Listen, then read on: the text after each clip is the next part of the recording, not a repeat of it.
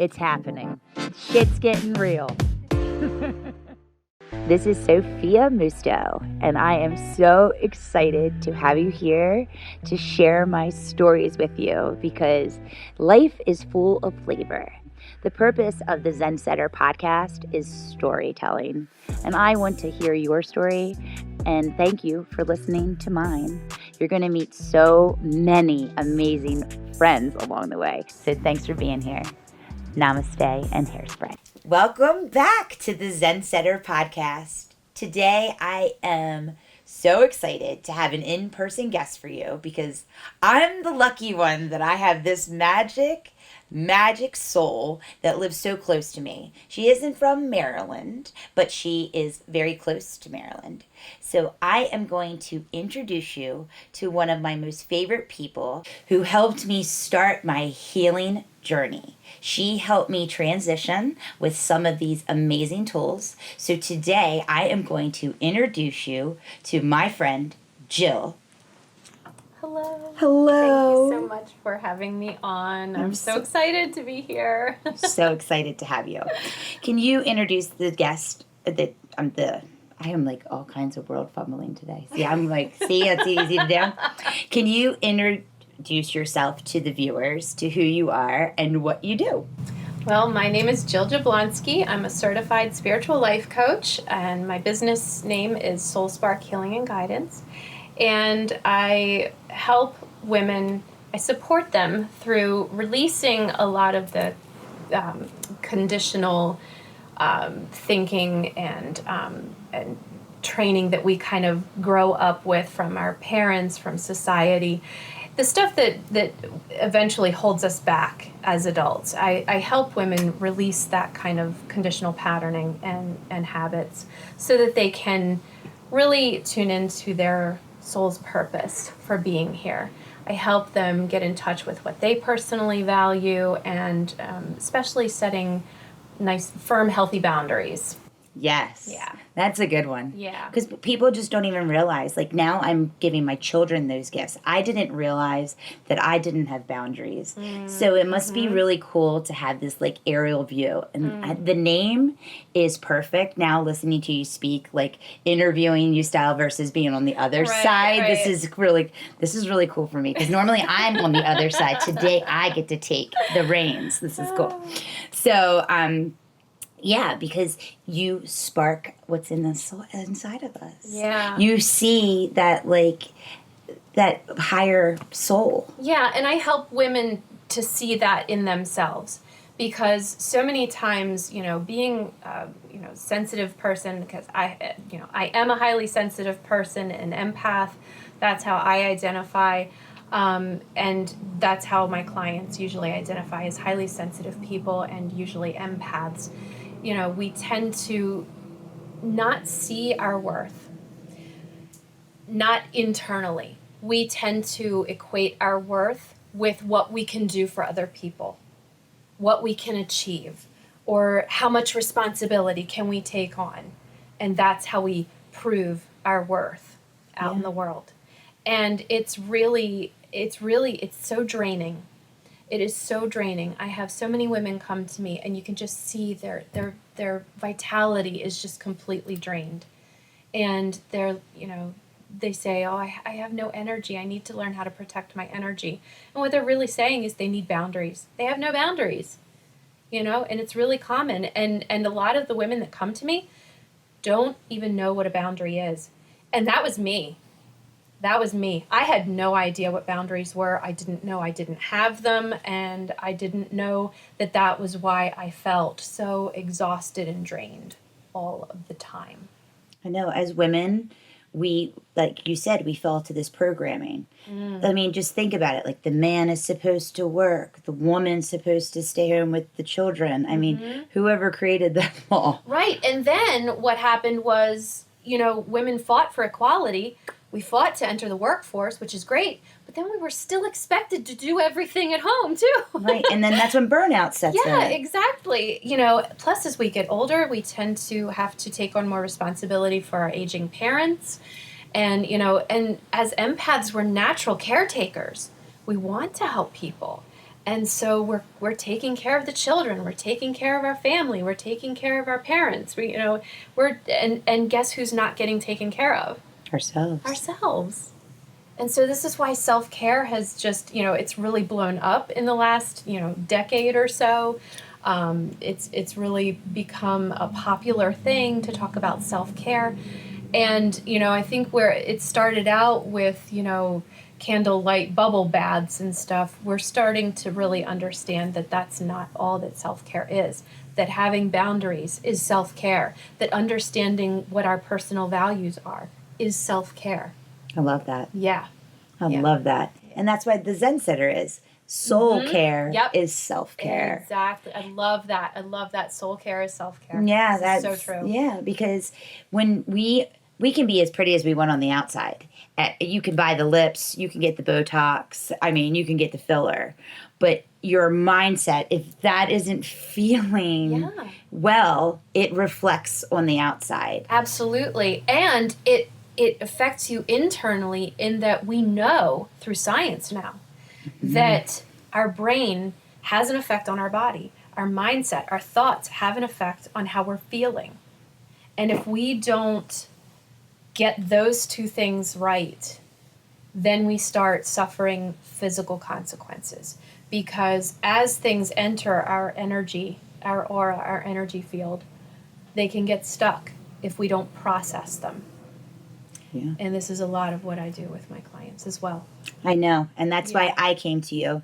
So for many of you viewers, I have mentioned this before. I suffer from a disease called connective tissue disease, basically. That's what I'll label it as. It's rheumatoid arthritis, if you want to look it up. And what I found that when my mind was at dis-ease, burned out from being a mother, burned out from dealing with abuse and not talking about it, burned out from being emotionally abused and not talking about it, burned out from having financial abuse and not talking about it. It was just my body started showing disease with back pain and hip pain and joint pain because I was storing that energy and not releasing that resentment inside of my body and really healing from within. And once I've started talking about it, because this is the thing, there's like a stigma about this woo-woo world that we're talking about right now. And sometimes people are like, oh, I don't understand that language. This is science-based. And I love that you brought that up. Yeah. You have so much knowledge and you have a program. Can you tell the viewers a little bit about that? So tell them about all the knowledge and why people come to you for your programs. I didn't start out in this. I actually I have a degree in biology. So I started out in the science world. And then as I got older and started to get to know myself better, I started getting into astrology, getting into tarot, crystal healing, Reiki, all of these things to help get to know myself better, because also as sensitive people and empaths, we take on different identities in order to survive in this world. And so many times we kind of pack on these masks and we end up with like these layers of masks.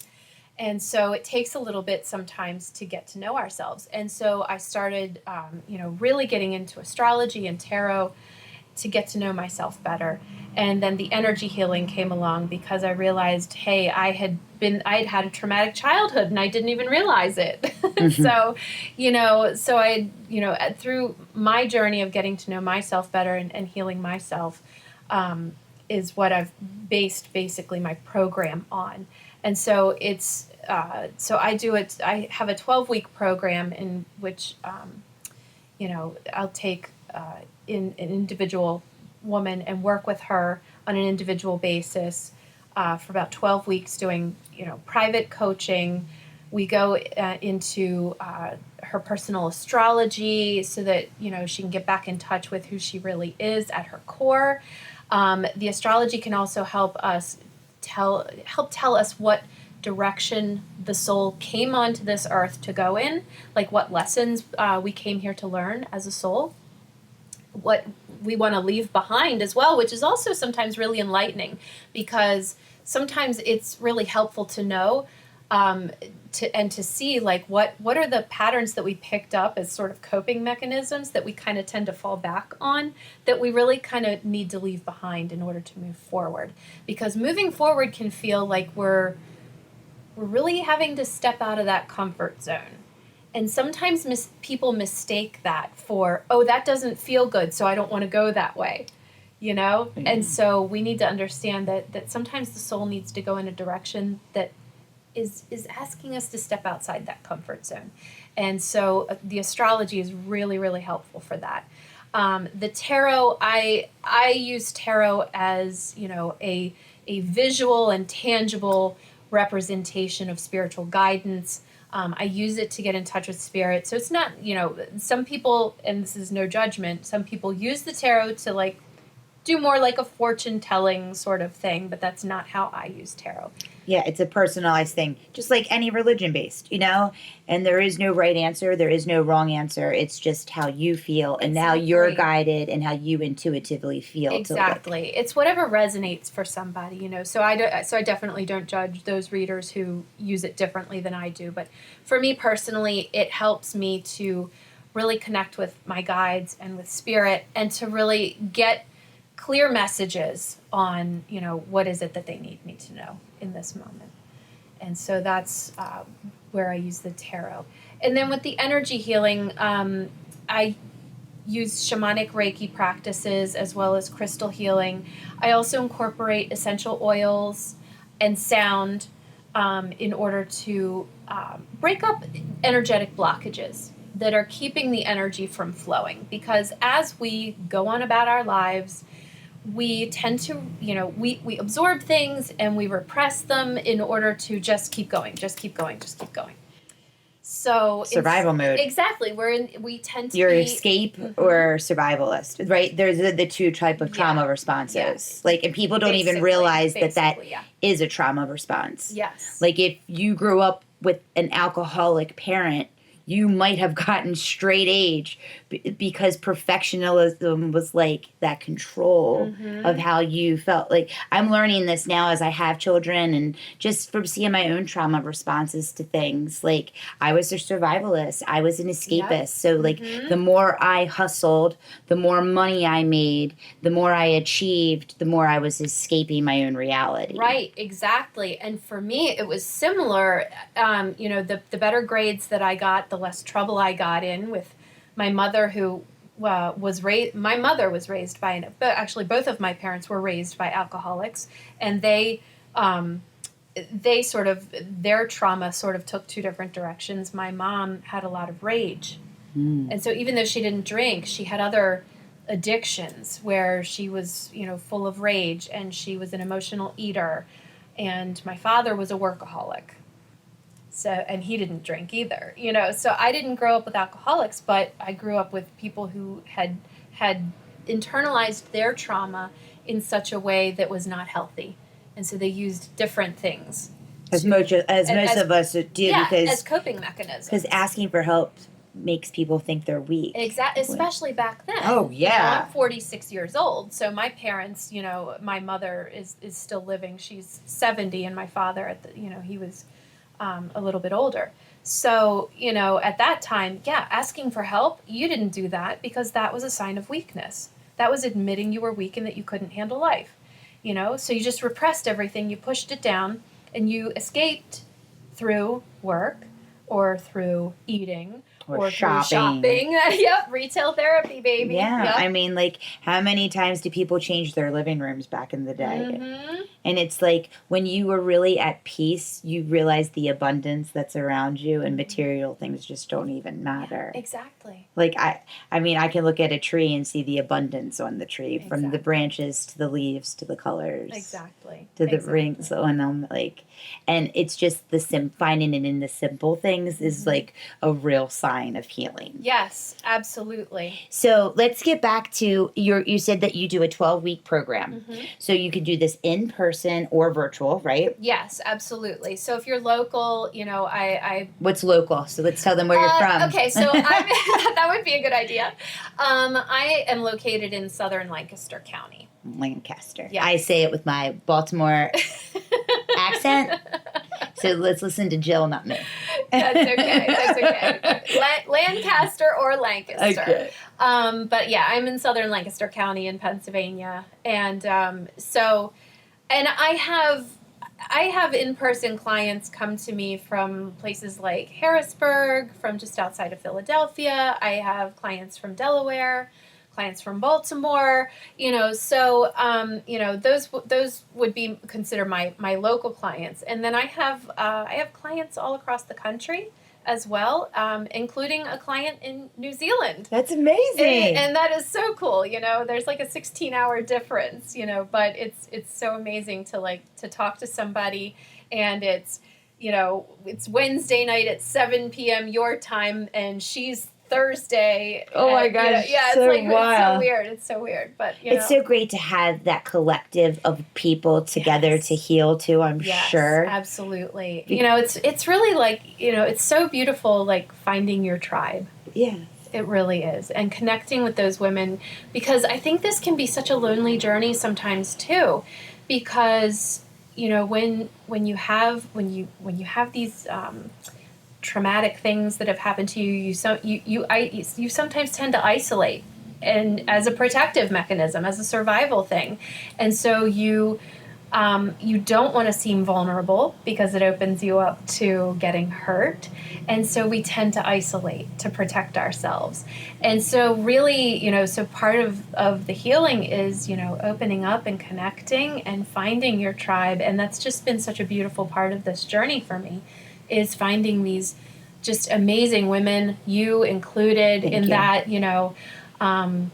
it's just so amazing to meet other women who are on this journey, and to hear their stories, and to hear how they have survived the things that they have survived.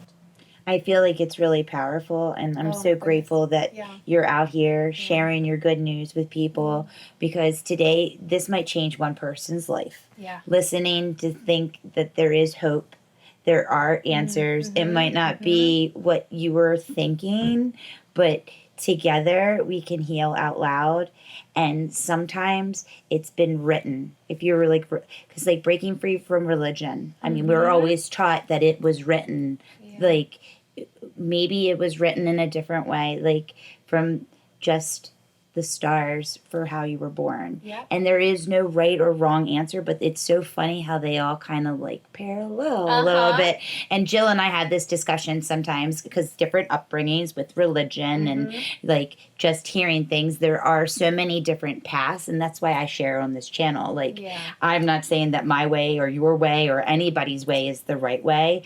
All I'm saying is, when we see with eyes of love and realize that everyone has a story, everyone has trauma. And if you think you don't have trauma, please message me. Yes. Because I want to meet you, because I think you're Jesus Christ in reincarnation. So we all have trauma. And the more we talk about it, I even talk to my children about this. They had trauma that they should not have had. Yeah. And I mean, because of my life choices, it brought trauma into their life. And it took me seeing it through them to make a change. Yeah. And I just watched a movie, a series with my husband. I don't know if you're familiar. It's called Made on Netflix. Oh, I keep hearing about it, but no, I'm not familiar with it. And I'm so glad that I did this healing journey, because it was really triggering to me. Oh. But this time it was triggering in a happy way to see my growth, because I could relate to her feelings. And this is a true story about a mother that was in an abusive relationship with the father of her child. and he controlled her. He controlled her by finances, from her car to everything. Yeah. And when he threw glass at her child is when she wanted to leave, and she went to a domestic violence shelter, and I went to a domestic violence shelter, and I had to follow like feet on the ground, and my son was 1 year old when this was happening, and I didn't have my mom and dad around, like they didn't live local, and this is something like I experienced alone and didn't even tell anybody, because I kept telling myself I'm not abused as bad as other women. Right. We compare ourselves so many times, yes. And and it's like that's what she was doing. She was like, well, I'm not really abused. Mm-hmm. Abuse can have a different light for different people. And just because you're not almost dead or you didn't get strangled doesn't mean that you weren't abused. Exactly. So, like, when I was watching it, I was, like, so proud of her. And I was like, okay, this is the mirror that we're always seeing on a healing journey. Like, I'm seeing things in her. I can't fix her, because before, when I was unhealed, I would think, like, how could I fix and take her pain away? And a lot of mothers, we fall into that tendency. So I was like, this is amazing. And then I was like, I'm so glad that this is out there for people to see and to talk about, because it's so easy for somebody that hasn't gone through something like that to say, why didn't she just leave? Why? Because they don't understand what it feels to have your self-worth taken away. Exactly. And then to be responsible for somebody else. Right. And when you're abused, so many times your abuser is telling you that you can't survive on your own. You can't make it without me. And whether even if they're not saying those words, they're doing things in such a way that makes you feel like I would never be able to survive without this person in my life. I can't leave. And that was basically how my parents made me feel. In that they were taking care of me and they were making every decision for me. And then, so I grew up thinking that I didn't know how to make decisions for myself, and that I couldn't, because I was told every time I made a decision for myself, it was wrong. And so much so that my father had this recurring saying that he would say to me over and over, almost as if it was brainwashing. There goes Jill, often wrong, but never in doubt. There goes Jill, often wrong, but never in doubt. And he said that to me my entire life. And your subconscious doesn't know if that's a truth or a lie. Because you're a child, and so you're just a little sponge. You're simply a sponge when you're a child, and you're taking all this stuff in, all this information, and you're developing in such a way that you are integrating that into who you are. Right. And so that's who I was. I was often wrong, but never in doubt, so at least that's what I was taught, basically. So, as I grew up and got on this healing journey, I had to learn how to trust my intuition. Right. I had no idea what intuition was, because that had been brainwashed out of me. So if somebody else had been brainwashed like you, which I'm sure they have, Yeah. I'm sure you're not alone in this. Yeah. What is something that somebody could listen to their intuition? Like, what's a sign of intuition? Oh, well, I For think somebody that's so broken that doesn't even understand. Yeah, I think, it's a little different for everybody. Like, for me, I feel it in my gut. We talk about, listen to your gut, listen to your gut, listen to your gut. And for me, it is my gut, and the only way that I can really describe it is it's just a solid knowing. It's like, I just know this. I just know this, and it can be something as simple as, and I'll just use a personal experience to illustrate, but I had to go car shopping about year and a half ago. And, we went to many different dealerships. I drove many different cars. But when I got into my car, I just knew it. It just felt comfortable. It felt like what I wanted a car to feel like. And I said, I didn't even need to drive it, although I did. But, it was just as soon as I sat in that seat, I said, this is my car. Yes. And so that was my intuition telling me.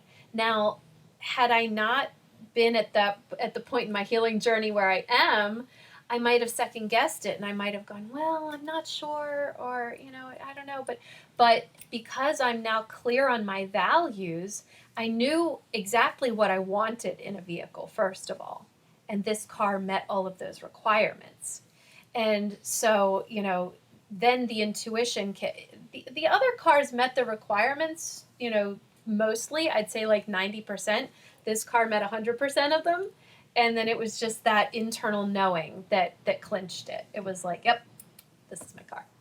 I love that. So we do have these signs where intuition could be a good thing, not always necessarily a bad thing. And right, I love exactly. how you said that. That's an excellent point. I'm so glad you brought that up, because we do tend to equate listening to our intuition with like knowing when we're in danger or something like that. And it's not always like that. It can be as simple as listening to your body as far as what to eat, what's going to be healthy for your body to take in, what's going to nourish it, today. Is it the pineapple, or is it a salad, or whatever, but that's intuition as well.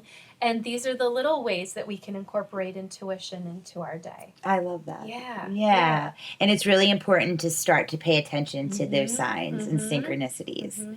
Now, if somebody wanted to join your coaching program, where would they find you? I have a website, soulsparkhg.com, and I have some details about the program and working with me on my website, and you can contact me directly through there. Okay. That's awesome, because I think people should fill out your application and really... I met Jill at a full moon women's circle, and I have been so inspired to host one ever since we met at one of them. Yeah. And I know we're going to do it one day. Yeah. And from that point on, I had Jill read me tarot cards. Or tarot cards. Everybody says it differently. Everybody says it differently. Right. And that's my Baltimore in me. And I also have had some Reiki sessions with you just by being in your presence. Yes. I'm usually channeling Reiki, And Reiki is like something that I really love. Could you please explain to people, like, they don't really know. I know what Reiki is. So imagine somebody never even heard the word Reiki. Yeah. What is Reiki and who's it for? Oh, Reiki, first of all, is for everyone. Amen. It is absolutely for everyone and everything. Like, even, I Reiki my houseplants. So. And your pets, and your pets, like. My food, everything. But basically, Reiki is just universal, unconditional love energy. And when you are attuned to the Reiki energy, it opens you up, it opens your chakras up to receive that energy and then to channel it. And so you become a conduit for the energy. And so, like, if I'm sitting here channeling Reiki, I'm not sending out my own personal energy.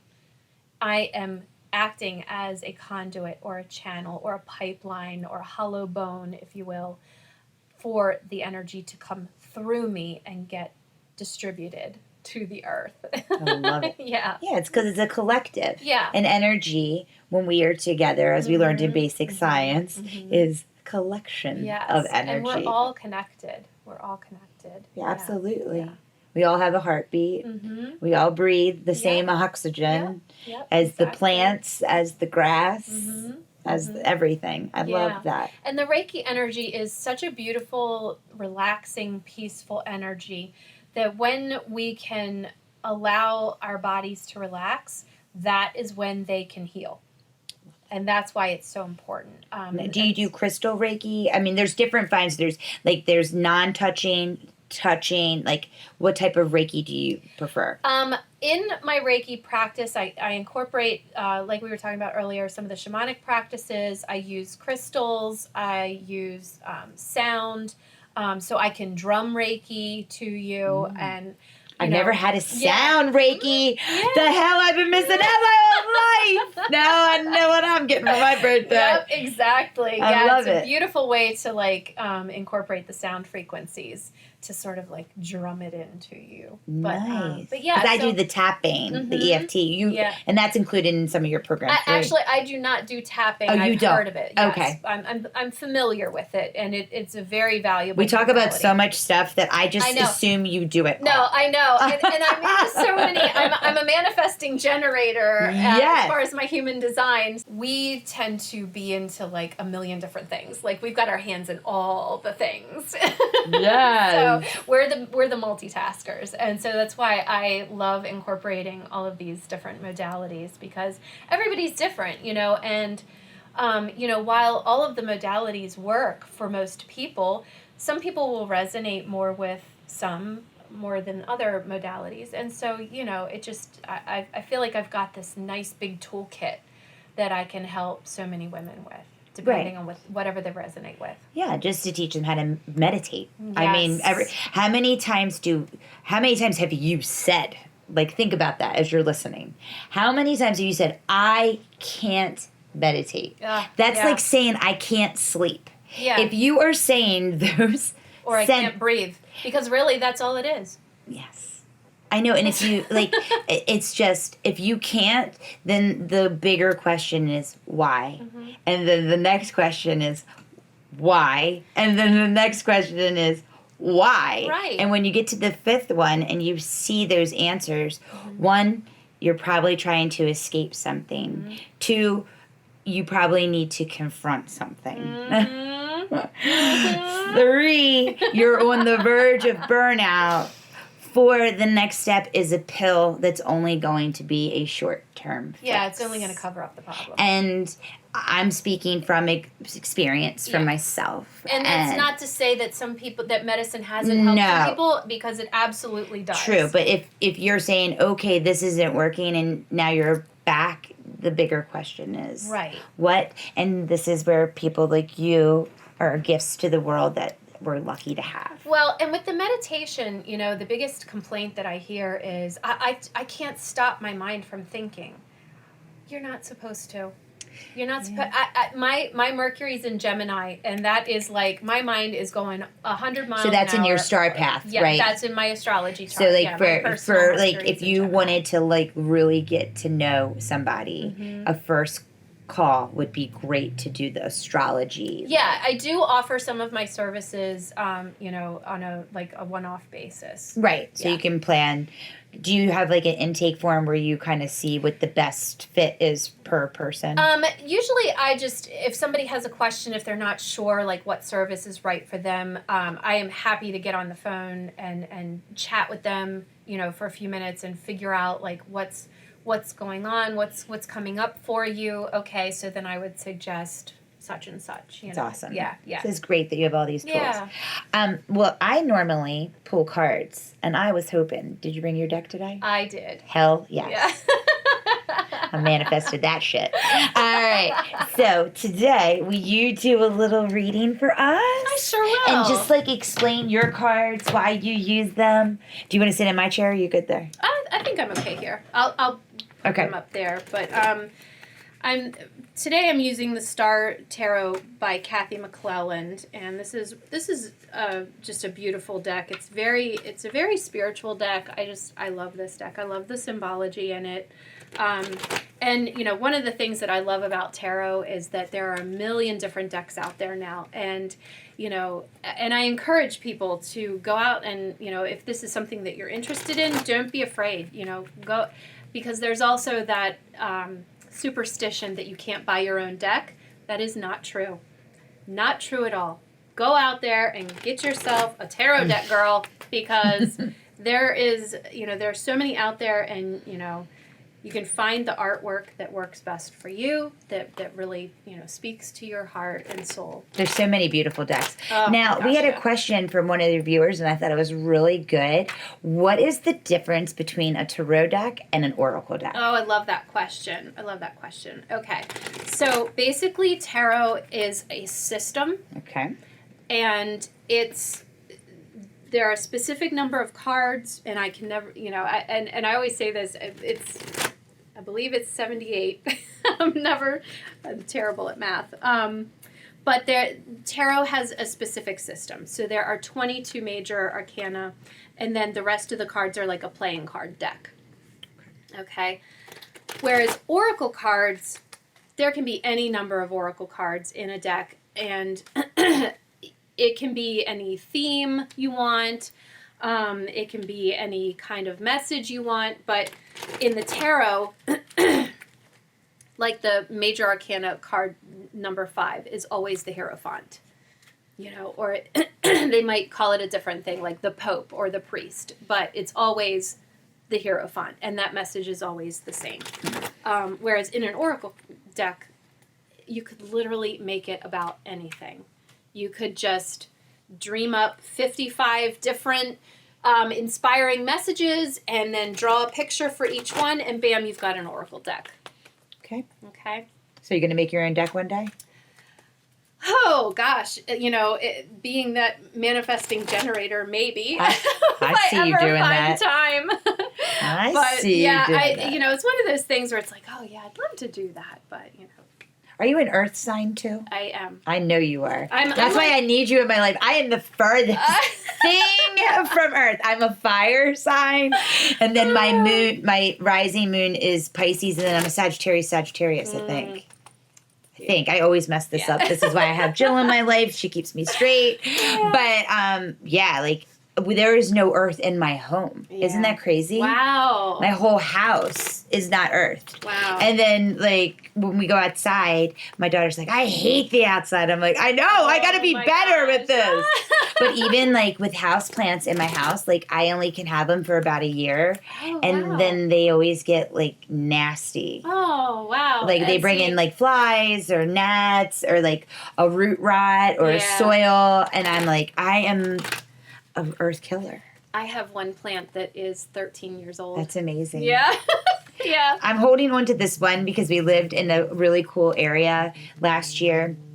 And one of my old neighbors, she gave it to me. So she gave me 2. I killed one. Oh. But I am holding one. It's in a friggin' tin of a soup tin.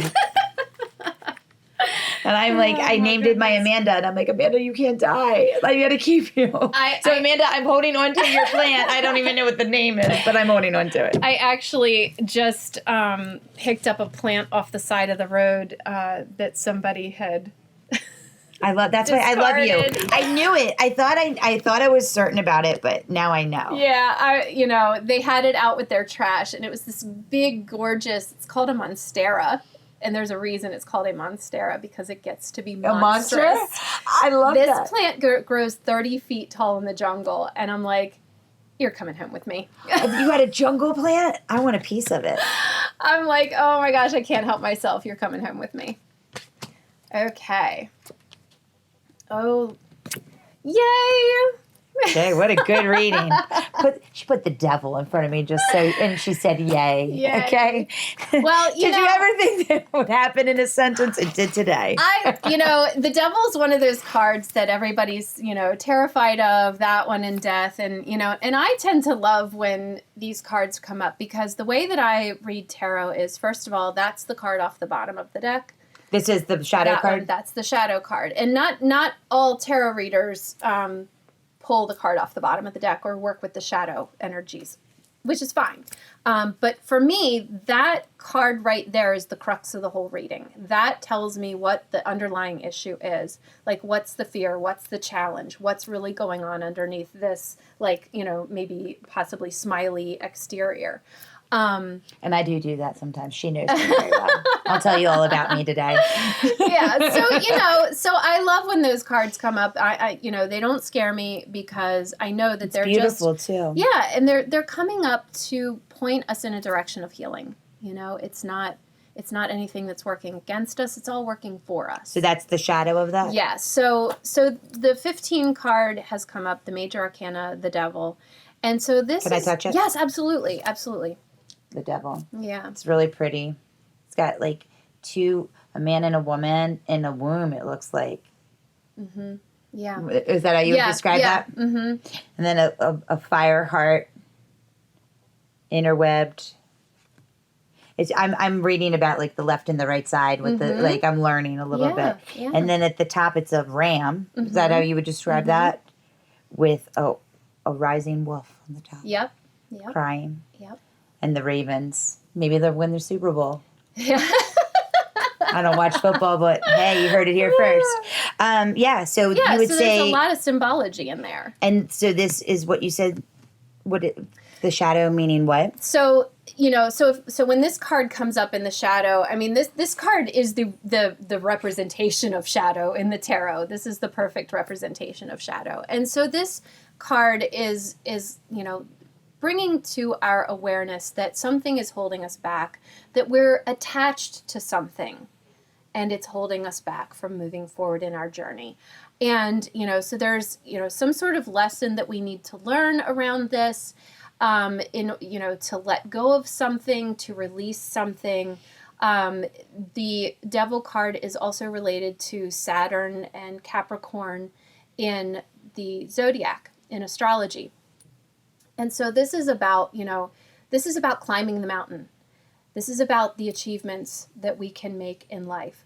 But, if you're climbing a mountain and you've got a backpack, you don't want to be carrying too much weight because it's going to burden you. It's going to keep you from climbing and making the progress that you want to make. Okay? And so sometimes there are things that we need to release. There are things that we need to let go of. And, and sometimes these things are attachments and they might be bad habits or patterns, like we've been talking about with the social conditioning. And so these are all things that can really hold us back on our journey. Yeah, so bad habits like turning the news on at 5 o'clock to eat dinner. Yeah. That could be a bad habit somebody does. Or like just because their parents did it and their parents did it. I mean, they might just be doing it. I mean, how many of us turn on the Macy's Thanksgiving parade because it's Thanksgiving? But would you really go to a Thanksgiving parade? Would you? Like, right. Have you ever been asked that question as would I go to the parade? I don't know. Yeah. But that's just a tradition and programming of things. So exactly. It's really cool to just ask those questions. Yeah. Would I do this or am I taught this? Right, exactly. Am I making this decision based on something that I value, or am I making this decision based on just environmental? Just without thinking? Am I doing this without thinking? Is this just something that's coming automatically to me and I'm not pointing my awareness towards it? So this is something that needs your awareness, some conscious awareness pointed towards it, so that you can make a conscious decision about how to move forward. Love that. So this is the shadow over, and what type of spread did you do? What is this called? I just did kind of a general message. General message? Yeah, okay. And so we've got Temperance coming up, which is another one of my favorite cards. Temperance is all about, and it is coming up reversed. I do read reversals. Some tarot readers do, some don't. Whatever resonates for you. For me, it just means there's some blocked energy there. Okay, so again, it's a little bit of more of the shadow energies of the card, a little bit of the unproductive energies versus the productive. And so when we have Temperance coming up, Temperance is about, using challenging situations, the shit that we go through, and learning from it, taking that lesson forward and going, okay, this is a crappy situation, but what can I learn from it to move me forward and evolve through? Okay, and so it's the spiritual alchemy card. How can I turn this lead into gold? Okay, and so But when it's upside down, it's like a blockage. There's a bit of a block to it. So it doesn't mean that it's not there. Just the fact that the card came up means that the energy is there. It's just being blocked a little bit. And so we might be resisting the lesson. Maybe we're sitting in that crappy situation and feeling sorry for ourselves instead of taking action. Okay. So there may be a little bit of a victim mentality there that we need to move through before we can find that gold out of the lead.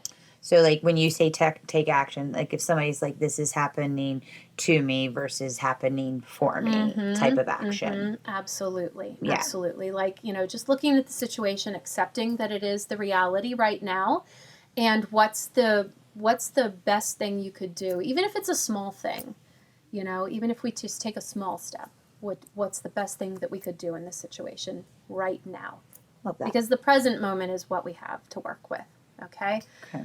And so moving on, we've got the Two of Wands. Again, it is reversed. And so the Two of Wands talks about some discontentment. So, maybe not being really happy with where we're at in life. And again, with the reversal, there's a bit of resistance. There may be a little bit of, I don't like where I'm at right now, but I'm stuck.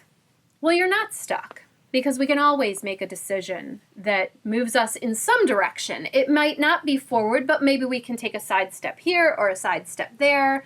Or maybe we have to take a step back in order to move forward. Okay, but there's always some direction that we can move in. And so with the Two of Wands, there's discontentment for where you're at, but it's not that you're stuck. You just need to kind of make some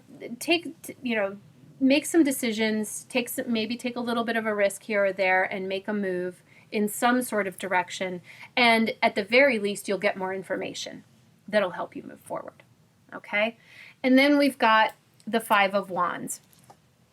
And so this is all the fives. When fives come up, it tends to signify stress, challenge.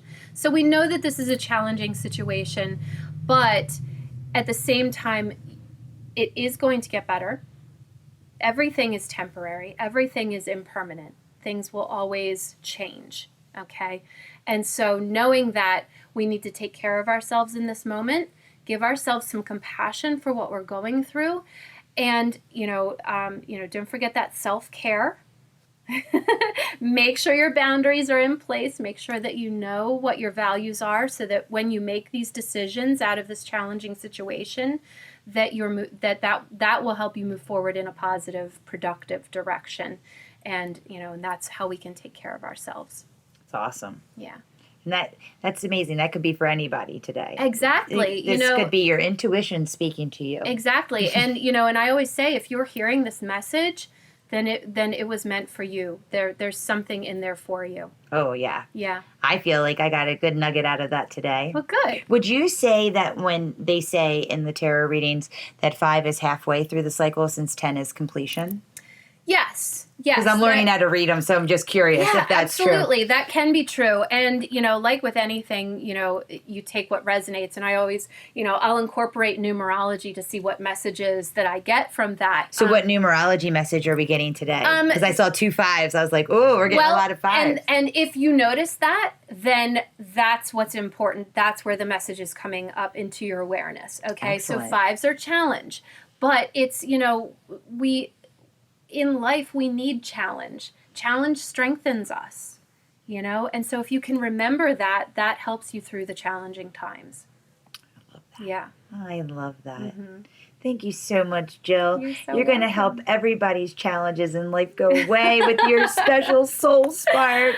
Thank you. I love that. That's why I do what I do. I just want to help. Oh, well, you were doing a great job at that. And I can't thank you enough for helping me. Thank you. So where can the viewers find you on the interweb for Facebook and Instagram? Can you tell them? I do. My website, again, is soulsparkhg.com. I have a Facebook group where I do weekly tarot readings, as well as additional tips and hints, astrology as well. And that group is called Empath Balanced and Thriving. And I'm also on Instagram at soul_spark444. Get on Jill's website today. Sign up for her newsletters. You're just going to want to get her messages. She lets you know all about the new moons and the full moons. Mm-hmm. She tells you how to create intentions and how to let go. So jump on and get healing with Jill. You won't want to miss out. And we want to thank you so much for tuning in today and listening to these messages. Maybe one of these messages were meant for you, and we can't wait to hear from you soon. Namaste and hairspray.